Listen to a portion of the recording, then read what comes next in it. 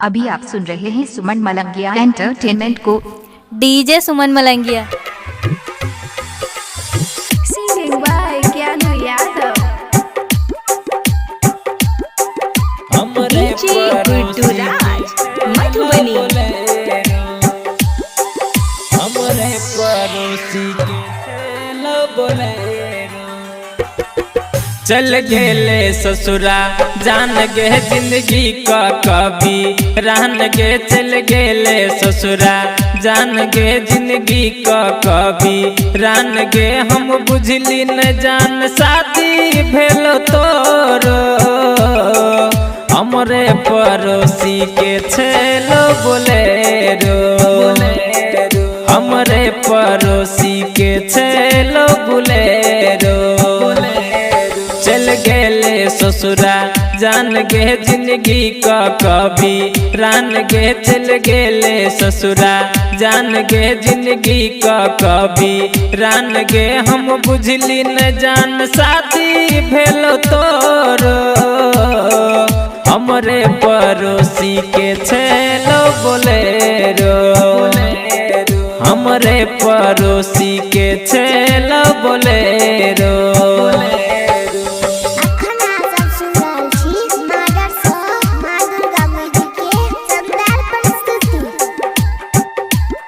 DJ सुमन दीवाना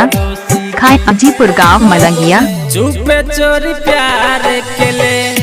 दो दिल धोखा गे दै छल दोसरा छोरा के मौका गे छोरा के मौका गे चुपे चोरी प्यार के ले दो दिल धोखा गे दै छल दोसरा छोरा के मौका गे बचपन के छेलो प्यार गे चल गेले ससुराल गे बचपन के छेलो प्यार गे चल गेले ससुराल गे याद तो बीतल बात सुन गे तोरो हमरे पड़ोसी के छेलो बोलेरो हमरे पड़ोसी के छेलो बोलेरो डीजे सुमन खाए अजीपुर गांव मलंगिया।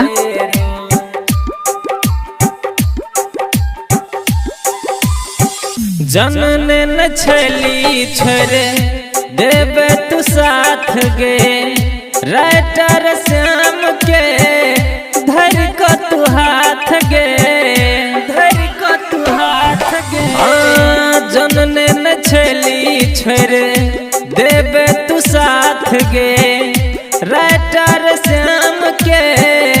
धैर्य का हाथ गे तोर देले बीस बास गे ज्ञानू सकेले घात गे तोर देले बीस बास गे ज्ञानू सकेले घात गे काने छी हम काने तो सुन गे तोरो हमरे पड़ोसी के छेलो बोलेरो हमरे पड़ोसी के छेलो बोलेरो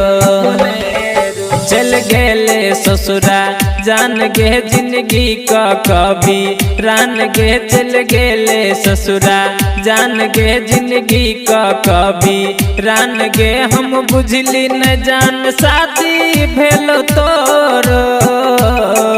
हमरे पड़ोसी के छेलो बोलेरो हमरे डीजे सुमन मलंगिया मधुबनी। डीजे सुमन मोबाइल नंबर 8882452308 है।